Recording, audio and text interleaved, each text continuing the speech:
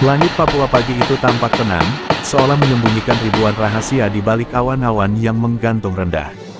Dari udara, helikopter sipil sewaan mendarat perlahan di pinggir lembah terpencil, membawa 7 pria berbaju lusuh dan ransel besar di punggung mereka.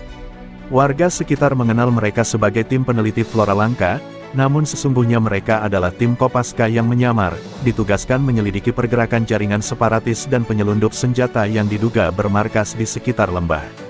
Operasi ini bersifat rahasia penuh, bahkan sebagian besar aparat lokal pun tak tahu keberadaan mereka. Komandan misi, Mayor Laut Arga Dirgantara, berdiri menatap horizon dengan tatapan tajam. Wajahnya keras seperti batu karang, menyimpan banyak luka dari operasi-operasi sebelumnya. Ia menerima laporan bahwa dalam 2 bulan terakhir, telah terjadi 14 penyergapan terhadap aparat keamanan dan puluhan senjata buatan Eropa ditemukan di tangan KKB. Intelijen menyebut angka yang mengerikan, lebih dari 500 anggota KKB kini terkonsentrasi di kawasan ini. Namun, yang lebih mencemaskan, ada campur tangan pihak asing, dan keberadaan seorang dalang internasional belum teridentifikasi. Hari pertama penyusupan berlangsung tenang, terlalu tenang.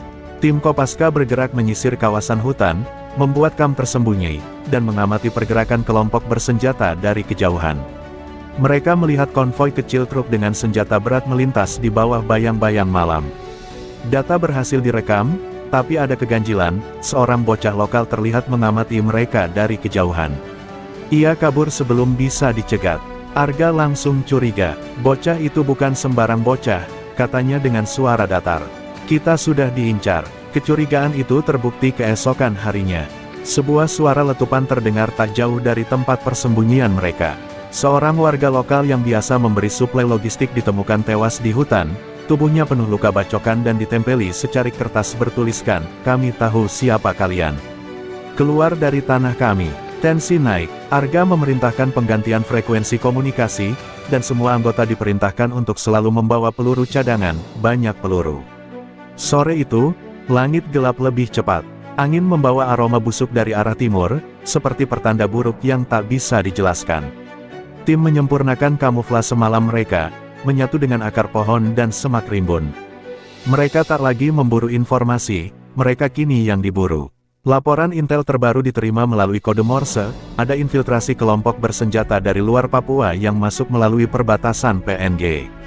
Permainan ini jauh lebih besar dari yang mereka bayangkan.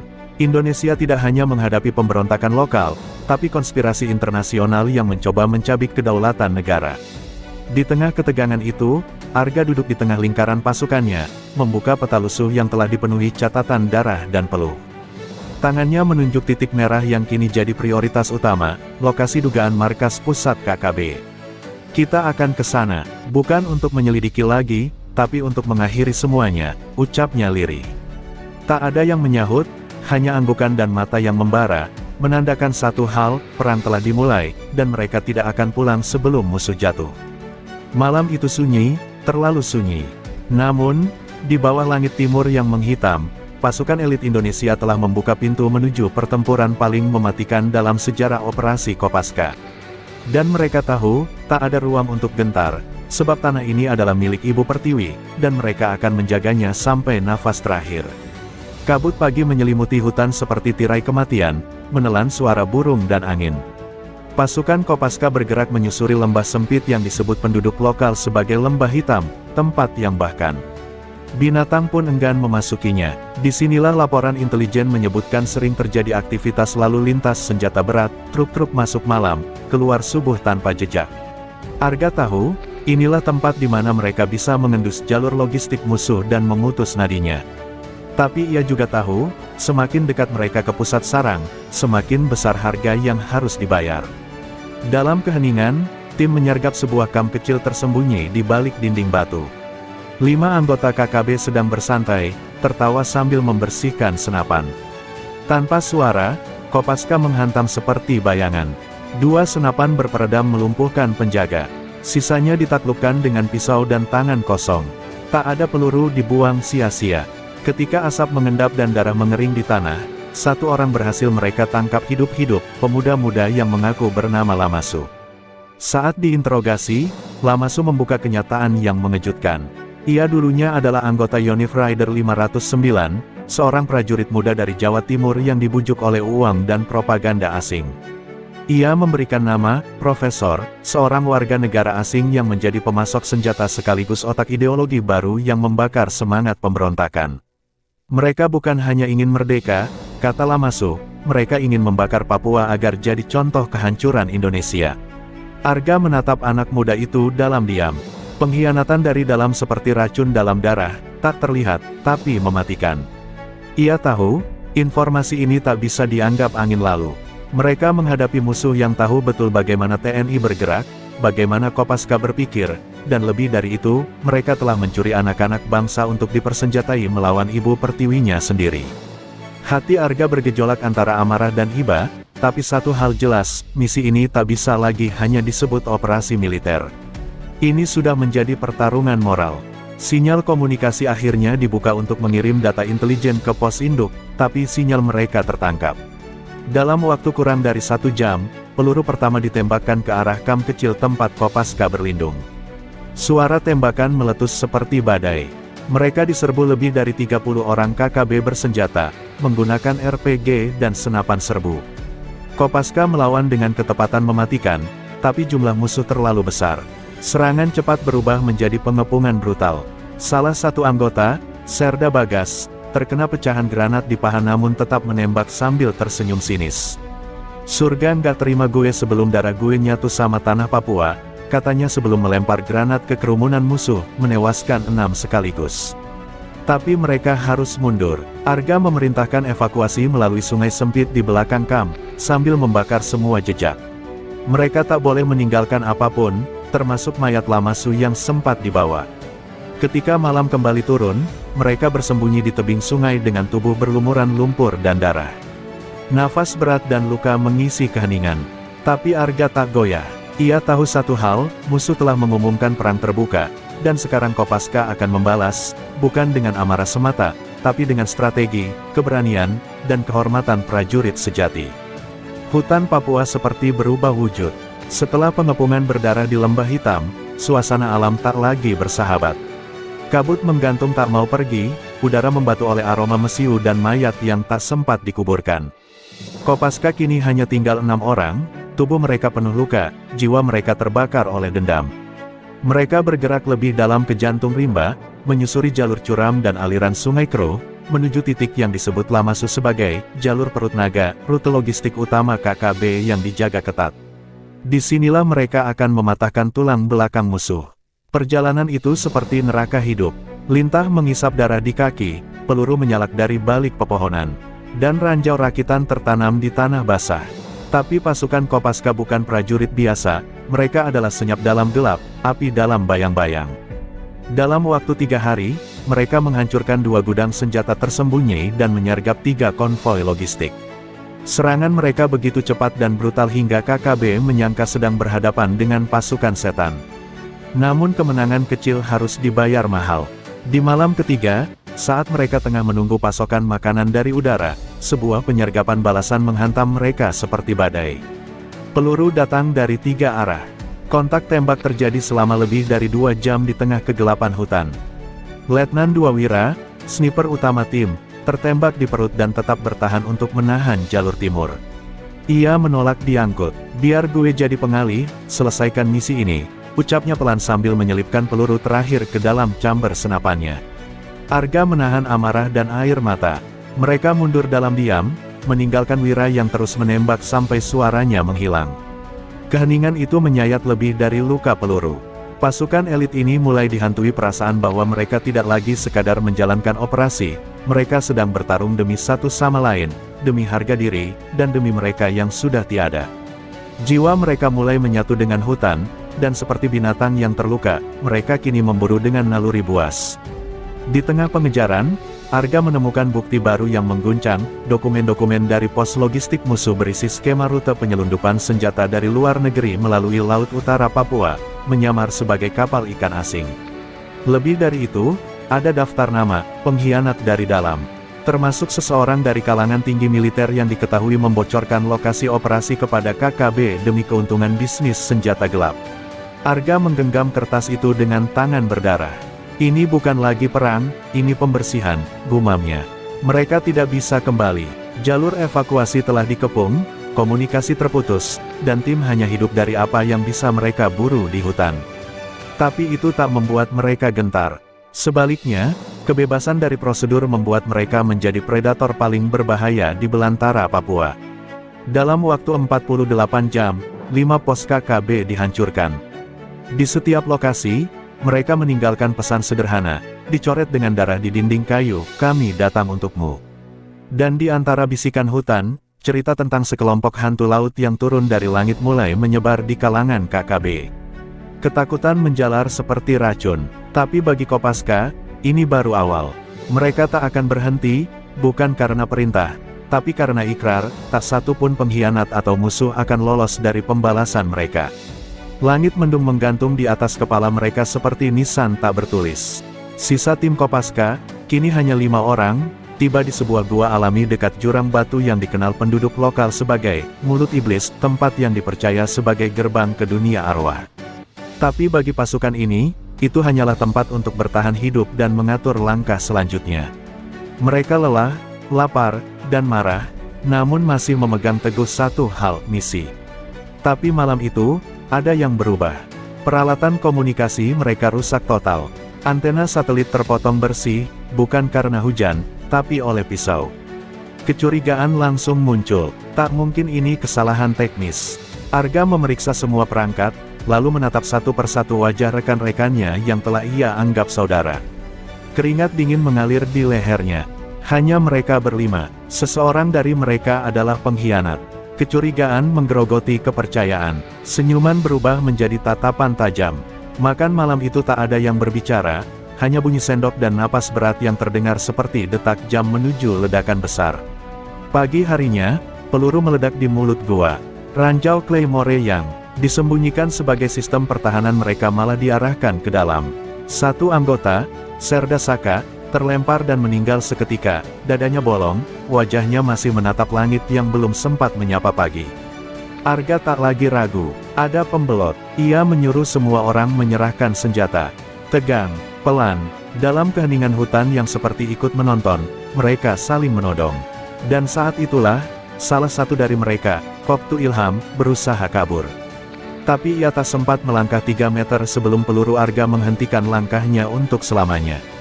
Di tubuhnya ditemukan alat pemancar GPS asing dan tumpukan uang digital dalam flash drive kecil. Ia adalah perantara, ia yang mengatur lokasi-lokasi patroli, membocorkan rencana serangan, dan menjadi lubang di dinding yang membuat pasukan ini dibantai sedikit demi sedikit. Arga memandangi tubuh Ilham dengan mata kosong. Ia tak merasa bangga, tak ada kemuliaan dalam membunuh saudara sendiri, meskipun sang saudara telah mengkhianati tanah air. Tapi ia tak punya pilihan. Dalam perang, musuh di belakang lebih berbahaya dari yang di depan, gumamnya sambil menyeka darah dari jarinya. Ia memerintahkan kremasi cepat, mayat tak boleh ditemukan, baik oleh musuh, maupun oleh sejarah. Kini tinggal 4, mereka mengganti kode komunikasi, membakar semua catatan lama, dan mulai menyusun strategi ulang. Tidak ada lagi kepercayaan buta. Semua dicek ulang, setiap langkah diawasi 2 kali. Tapi satu hal berubah, tekad mereka mengeras menjadi baja. Mereka tak lagi hanya ingin menyelesaikan misi, mereka ingin memastikan tidak ada lagi Ilham kedua, ketiga, keempat, yang tumbuh dari kelengahan sistem. Ini bukan sekadar operasi militer. Ini adalah penebusan darah. Di kejauhan, helikopter tempur asing mulai bermunculan di radar analog mereka. Arga tahu, setelah ini, mereka akan menghadapi bukan hanya KKB, tapi tentara bayaran asing yang dibayar untuk melindungi kepentingan gelap. Hutan Papua akan berubah menjadi ladang pembantaian, dan 4 bayangan Kopaska akan menjadi mimpi buruk yang menghantui setiap kaki yang menginjak tanah ini tanpa izin. Perang sudah berubah bentuk, dan mereka siap menghadapi apapun. Hujan turun deras di atas sungai Membramo, menciptakan kabut tebal yang menyelimuti aliran deras penuh lumpur dan akar-akar mati. Disinilah pertempuran besar berikutnya akan terjadi. Arga dan 3 anggotanya yang tersisa, Serka Damar, Kopda Fadli, dan Pratu Arya, bergerak menyusuri sungai dengan rakit-rakitan dari batang pohon sagu. Informasi terakhir dari data yang disita menyebutkan bahwa sebuah kargo besar senjata dan bahan peledak dari luar negeri akan melintas lewat jalur air ini, dikawal pasukan bayaran asing dan KKB dalam jumlah besar. Ini bukan serangan, ini penyergapan maut.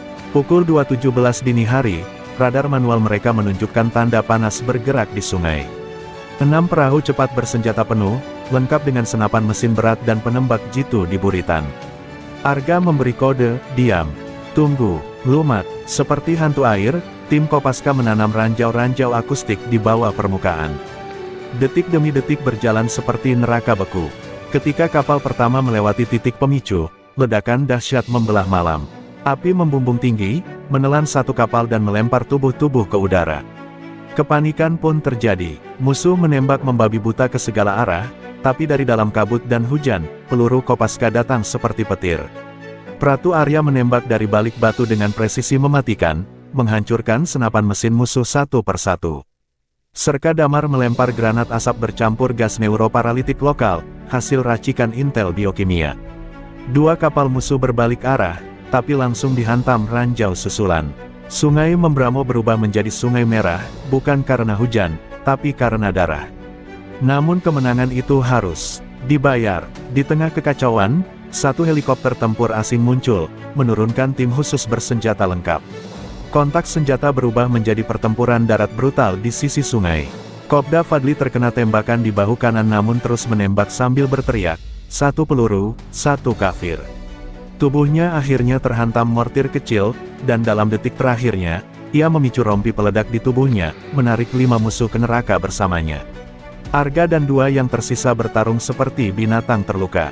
Mereka melompat dari batu ke akar, dari air ke semak, menciptakan kekacauan penuh maut. Helikopter musuh akhirnya jatuh setelah Arga memanfaatkan RPG milik musuh yang ia rebut di tengah hujan peluru. Bangkai helikopter terbakar bersama suara jeritan yang memantul di lembah. Kini hanya ada sunyi dan mayat. Sungai Membramo tak lagi mengalir seperti dulu, airnya berat oleh darah dan api. Ketika fajar datang, tubuh mereka berlumur lumpur, darah, dan kehancuran. Tapi mereka tahu, kapal utama musuh berhasil dihancurkan.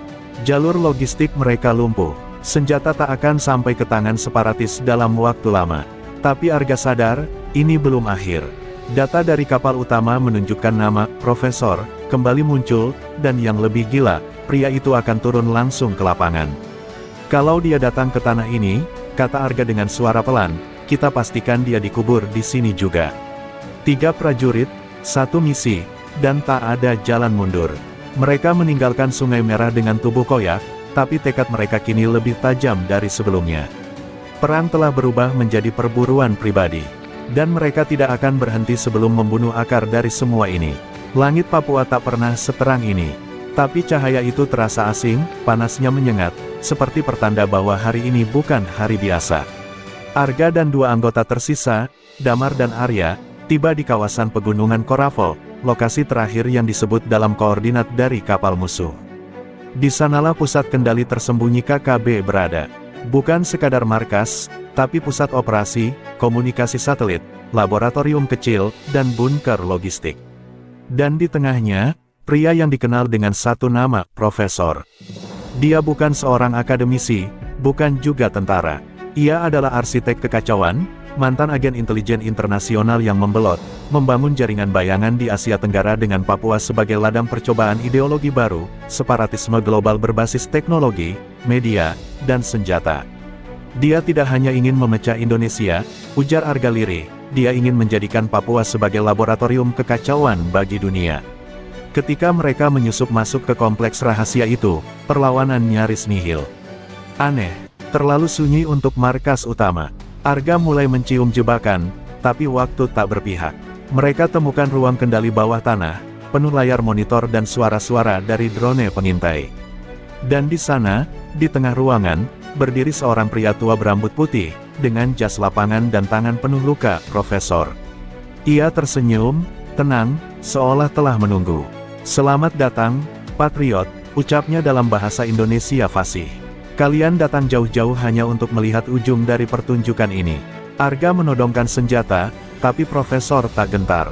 Ia menyalakan layar besar, menampilkan rekaman video dari Jakarta, Kalimantan, bahkan Timor, tempat kelompok-kelompok kecil sedang bersiap memberontak. Kau pikir kalian menghentikanku di sini? Aku sudah menyebar virus ini. Ide tak bisa dibunuh dengan peluru. Tapi Arga bukan prajurit yang bermain dalam bayang-bayang. Ia menekan tombol di alat pemicu yang dibawanya, drone peledak milik musuh yang telah ia reprogram sejak 2 hari lalu kini berputar balik, mengarah ke kompleks ini. Kau benar, ide tidak bisa dibunuh. Tapi kau bisa. Ledakan mengguncang langit Papua, gedung runtuh, dinding terbakar, jeritan Profesor menghilang bersama data-datanya, laboratoriumnya, dan ambisinya yang dibangun dari darah orang lain. Namun mereka tak keluar tanpa luka. Damar tertimpa reruntuhan beton saat ledakan kedua menghantam, menghancurkan sayap bunker. Jangan bawa aku, ucapnya, darah mengalir dari bibir. Kalian yang harus hidup dan ceritakan ini. Arga menarik Arya keluar dengan sisa tenaga. Tubuh mereka koyak, telinga berdenging, tapi mereka selamat. Hanya 2 dari 12 yang kini masih hidup. Saat matahari mulai tenggelam di atas hutan Koravo, Arga berdiri di atas tebing, memandangi langit Papua yang merah membara. Kami kehilangan banyak, tapi kau lebih kehilangan lagi, gumamnya pada bayangan Profesor. Kau pikir kau bisa membelah negeri ini, tapi yang kau bangunkan adalah jiwa paling purba dari Indonesia, kemarahan seorang prajurit. Dan di saat itu, ia tahu, pertempuran besar telah mereka menangkan, tapi perang belum sepenuhnya usai. Kabut pagi menyelimuti pegunungan Papua saat 2 sosok berseragam lusuh berjalan terlatih di antara pepohonan. Arga dan Arya, kini satu-satunya yang tersisa dari misi neraka ini, melangkah diam. Tak ada kata yang tersisa untuk diucapkan. Setiap langkah adalah rasa kehilangan. Setiap helaan napas adalah rasa bersalah. Mereka telah menuntaskan misi, namun meninggalkan sebagian jiwa mereka di sepanjang jalannya. Nama-nama rekan yang gugur terus bergema dalam kepala, satu persatu, seperti parade hantu yang mengikuti mereka pulang. Di pangkalan darurat, sinyal penyelamatan akhirnya ditangkap. Helikopter evakuasi datang menghampiri seperti dewa penjemput. Tapi wajah Arga tetap dingin. Ia menatap tanah sebelum naik, seakan meminta maaf pada bumi Papua karena telah menumpahkan begitu banyak darah. Dalam diam, ia menggenggam plat nama kecil yang ia ambil dari rompi Damar, Wira, Fadli, dan yang lain. Sebuah sumpah terukir di dadanya, mereka mungkin mati, tapi kehormatan mereka akan terus hidup. Saat debriefing di Jakarta, wajah-wajah petinggi negara dipenuhi ketegangan. Mereka mendengarkan laporan Arga dalam diam, tak menyela sedikit pun. Fakta tentang keterlibatan jaringan internasional, pengkhianat dari dalam, dan ambisi Profesor untuk menciptakan kekacauan global membuat ruang itu seperti beku. Setelah semua dijabarkan, Arga berdiri tegap. Kami tidak hanya menyelesaikan misi. Kami menjaga harga diri bangsa ini dari kehancuran, ucapnya lirih namun menusuk. Tak lama setelah itu, kabar kemenangan diumumkan. Tapi tak satu pun wajah Kopaska ditampilkan. Mereka tetap menjadi bayangan, menjadi legenda tanpa nama. Negara menyebut operasi itu, rahasia negara. Tak ada medali, tak ada berita, tapi bagi Arga, itu tak penting. Ia tak ingin pangkat, ia hanya ingin satu hal, agar anak-anak negeri ini bisa tidur nyenyak malam ini tanpa tahu seberapa dekat mereka dengan kehancuran. Arya memilih kembali ke keluarga dan hidup sederhana di pedalaman. Tapi Arga tak bisa diam. Ia kembali ke laut, ke markas Kopaska, melatih generasi baru dengan satu pesan, kalian dilatih bukan untuk perang, tapi untuk melindungi kedamaian yang kalian sendiri mungkin tak pernah nikmati. Setiap malam ia menatap peta Papua di dinding, tak lagi dengan dendam, tapi dengan janji, tak akan ada lagi darah yang tumpah sia-sia. Sementara itu, di sebuah tempat asing di luar negeri, rekaman suara terakhir Profesor ditemukan, potongan pesan yang belum sempat dikirim. Jika kalian membaca ini, maka aku telah gagal. Tapi ide tak bisa dibunuh. Akan selalu ada celah, selama ada yang berani menjual negerinya sendiri. Dan disitulah kekuatan Indonesia diuji, bukan oleh musuh dari luar, tapi oleh kekuatan dalam diri untuk tetap setia pada tanah tumpah darahnya. Karena pada akhirnya, perang tidak pernah benar-benar usai, tapi selama masih ada satu jiwa yang setia, satu senapan yang siap dibunyikan untuk negeri ini, maka Indonesia akan tetap berdiri. dan nama-nama para prajurit Kopaska yang gugur di rimba Papua. Mereka tidak mati. Mereka hidup dalam setiap jengkal tanah yang mereka lindungi.